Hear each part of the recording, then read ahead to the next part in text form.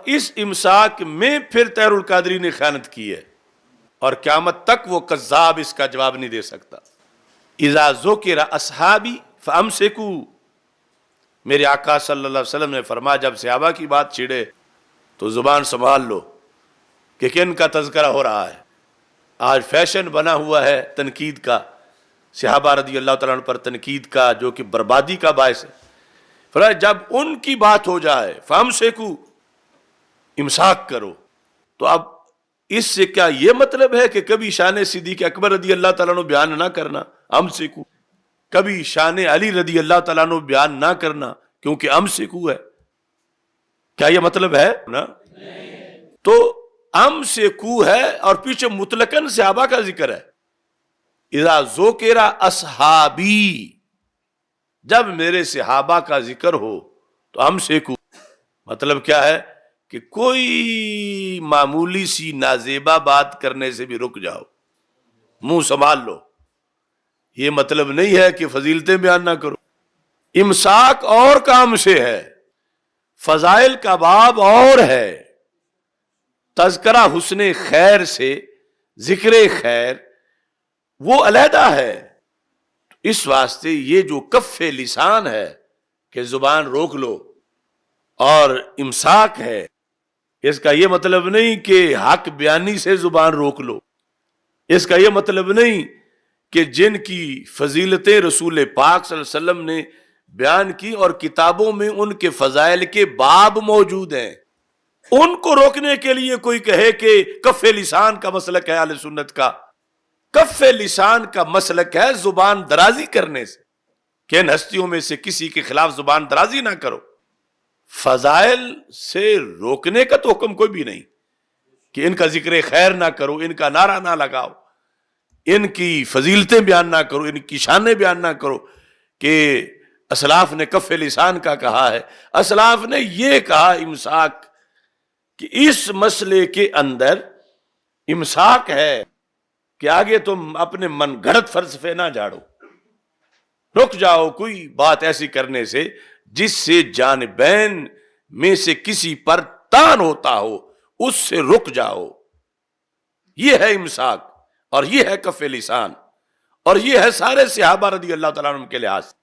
تو وہ کمینہ حضرت امیر معاویہ رضی اللہ تعالیٰ عنہ کے فضائل سے روک رہا ہے بیان کرنے سے، اور پیش کیا کر رہا ہے کہ کف لسان اکابر نے لکھا۔ تو اکابر نے کف لسان یہ لکھا کہ حضرت امیر کے معاویہ رضی اللہ تعالیٰ عنہ کے بارے میں بھونکنے سے باز آ جاؤ، ان پر تنقید سے باز آ جاؤ، ان پر تان سے باز آ جاؤ، ان کے خلاف بک بک کرنے سے باز آ جاؤ، کہ منہ بند رکھو۔ یہ حکم ہے سرکار کا۔ یہ نہیں ہے کہ اب سرکار دو عالم صلی اللہ علیہ وسلم کی حدیثوں کے باب قائم کیے محدثین نے، باب فضائل معاویہ تھا رضی اللہ تعالیٰ عنہ۔ کتنی حدیث کی کتابوں میں باب ہیں اور کتنے فضائل ان کے سند صحیح سے ثابت ہیں، اور اس پر پھر پوری فتح الباری نے بحث کی ہے، جس کو مخالفین پیش کرتے ہیں۔ پھر اعلی حضرت رحمۃ اللہ علیہ نے یہ اس دھڑے کا پورا جواب دیا ہے کہ یہ لوگ جو بک بک کرتے ہیں کہ ان کے بارے میں کوئی حدیث صحیح ہے ہی نہیں، اس کا جواب دیا ہے فتاوی رضویہ میں کہ محدثین تو اپنی اصطلاح کی بات کرتے ہیں، اور یہ کیسے احمق لوگ ہیں جو یہ کہنا شروع ہو گئے ہیں کہ ان کے بارے میں تو کوئی صحیح حدیث ہے ہی نہیں۔ تو یعنی کف لسان کا اور امساک کا الٹا مفہوم گھڑ کر روافض کو خوش کرنے کے لیے انہوں نے، جس نے رائج کرنے کی کوشش کی، اس احمق کا نام طاہر القادری۔ اور میرا چیلنج ہے وہ خود اس کا جواب دے کہ اگر اس نے خیانت نہیں کی، میں 40 حوالے پیش کرتا ہوں کہ اس نے خیانت کی ہے، کہ لفظ امساک کا بولا ہے، لفظ کف لسان کا بولا ہے، اور مطلب جھوٹا نکالا ہے۔ کف لسان اور امساک تو اس سے ہے کہ ان کے خلاف نہ بولو۔ ذکر خیر کا تو حکم ہے، شان بیان کرنے کا تو حکم ہے، فضائل بیان کرنے کا تو حکم ہے۔ وہ حکم قرآن میں ہے، وہ حدیث میں ہے۔ تو اس طرح کر کے یعنی پورے دین پر یہ لوگ حملہ کر رہے ہیں۔ وہ خود قیامت تک یہ اس طرف سے کوئی جواب نہیں دے سکتا۔ ہم نے اس کو لتاڑا نہیں ابھی وہ فدق کی حدیثوں پر جو پچھلے سال سیمینار کیا، کیا اونچی آواز آئی ہے اس کی؟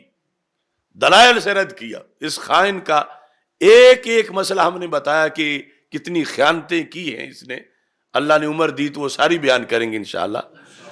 تو یہ یعنی اس نے مکر فریب کر کے غیروں کا ایجنڈا جو ہے وہ اہل سنت پر مسلط کرنے کی یہ کوشش کی ہے کہ ایک تو کچھ خود گڑا ہے اور کچھ اصطلاحوں کا معنی غلط بنایا ہے، معنی غلط بنایا ہے۔ کف لسان کی اصطلاح ہے، امساک کی اصطلاح ہے، مگر وہ مطلب 100% جھوٹا ہے جو اس نے بیان کیا کہ امساک اور کف لسان کا ذکر کر کے فضائل صحابہ بیان کرنے سے روکنا، فضائل امیر معاویہ رضی اللہ تعالیٰ عنہ بیان کرنے سے روکنا، یہ اس کی اپنی اختراع ہے، اپنی اختراع گھڑی ہوئی۔ ایک بندہ بھی اس کو اہل سنت کی صفوں سے، اماموں سے 14 صدیوں میں نہیں مل سکتا جو اس نے کف لسان کا مطلب بتایا، اور جو اس نے امساک کا مطلب بتایا ہے یہ ایرانی مطلب ہے، رافضی مطلب ہے، یعنی رفض کو سپورٹ کرنے والا جو اس نے گھڑا ہے، اور اہل سنت کے سٹیجوں پر بیان کرنے کے لیے اس نے آگے کچھ کمپنیاں رکھی ہوئی۔ کوئی کہتا ہے کہ جی اس کی لائبریری بڑی ہے، جو اس کا نیٹ ورک بڑا ہے، تو جھوٹا کیا بڑے نیٹ ورک کے ساتھ جھوٹ نہیں بول سکتا۔ ان الکذوب قد یصدق، جیسے بڑا جھوٹا کبھی سچ بھی بول لیتا ہے تو جھوٹ بھی بولتا ہے۔ تو اس بنیاد پر یہ لکھا، اب پورا سنو۔ پہلا ہے امساک، اس سے اگلے سے پتا چلے گا کہ امساک کیا ہے۔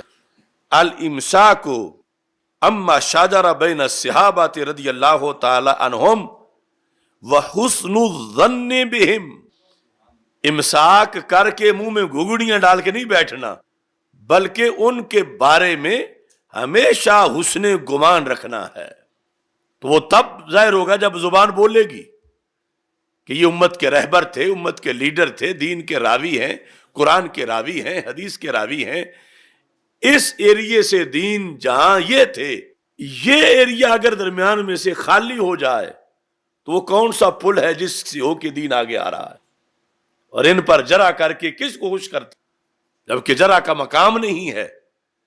تو اس واسطے امساک یہ نہیں ہے کہ ان کے بارے میں شان ان کی بیان نہیں کرنا، بلکہ فرمایا کہ اہل سنت جس پر ہیں وہ یہ ہے، اما شاجر بین صحابہ کے لحاظ سے امساک ہے، وحسن الظن بہم، ان کے بارے میں حسن گمان رکھنا۔ یہ تاریخوں کے بولے ہوئے جھوٹ موٹ سب ڈیلیٹ، ذہنوں میں ان کے بارے میں حسن ظن رکھنا، اور ساتھ والتاویل لہم، جب کوئی ایسی بات آئے کہ جو اعتراض بنتی ہو یا بنایا جا رہا اس کو، تو وہاں یہ نہ کرو کہ ہمارا اب اس سے کیا، ان کی باتیں ہیں ہم کیوں دفاع کریں۔ والتاویل لہم، یہ اہل سنت کا فرض ہے کہ وہاں دفاع کے لیے بولیں، اس کی تعویل کریں جو ان کے شایان شان ہے، جو کتابوں میں لکھی ہوئی ہے، تعویل کریں۔ اس پر اہل سنت ہیں، امامینی کہہ رہے ہیں صدیوں سے، اور صرف یہ نہیں، ہزاروں اس کے حوالے اس پر ہیں کہ ایک تو امساک کرنا ہے، دوسرا حسن ظن رکھنا ہے، تیسرا تعویل کرنی ہے، والتاویل لہم، چوتھا اصل یہ تعویل کا ہی بیان ہے کہ کیا تعویل کرنی، والتاویل لہم وانہم مجتہدون متاولون، کہ وہ سارے مجتہد تھے، یعنی لیڈرشپ جن کا مسئلہ تھا ان کو، یعنی یہ نہیں بیان کیا جا کہ ہر ایک صحابی، کیونکہ مجتہد صحابہ کی ایک لسٹ ہے، لیکن یہ واضح ہے کہ ان میں سے ہر ایک جو غیر مجتہد بھی تھا، فکری علمی طور پر ہم جیسوں سے کروڑوں درجہ افضل تھا۔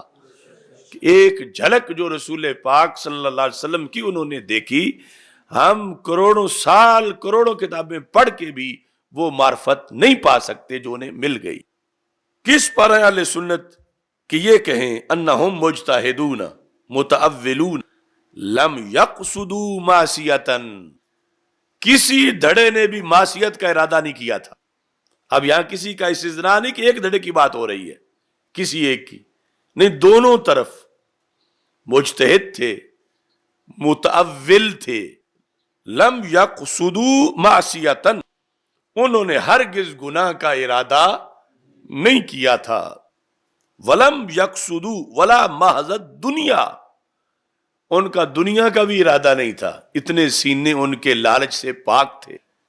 جانبین میں کوئی حکومت کا لالچی نہیں تھا، دنیا کا حریص نہیں تھا. فَمِنْهُمُ الْمُخْطِئُ فِي اجْتِهَادِهِ وَالْمُصِيبُ، ان میں سے اجتہاد میں کچھ مخطی تھے اور کچھ مصیب تھے. وَقَدْ رَفَعَ اللَّهُ الْحَرَجَ عَنِ الْمُجْتَهِدِ الْمُخْطِئِ فِي الْفُرُوعِ، اور اللہ تبارک و تعالیٰ نے فروع کے اندر جو مجتہد مخطی ہے اس سے حرج کو اٹھایا ہے، اور اس کے لیے ایک ثواب رکھا، ایک اجر رکھا ہے، اور دوسری طرف جو ہے وہ ڈبل اجر رکھا ہے مصیب کے لیے. یہ حق ہے جس پر اہل سنت ہے.